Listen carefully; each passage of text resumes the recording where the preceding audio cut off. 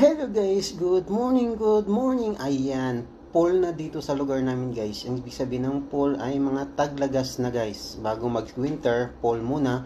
So naglaglagan na yung mga dahon. Kaya kami guys, nagpre-prepare na kami for winter. Yung fall ay parang preparation namin sa winter.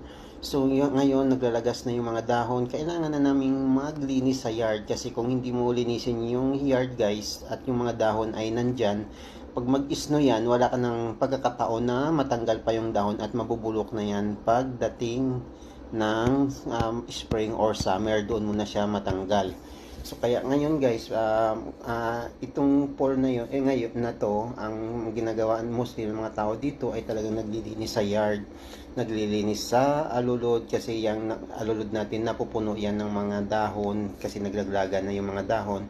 Pero yung pine tree dito guys, pine tree to or spruce, ang tawag namin dito na kahoy,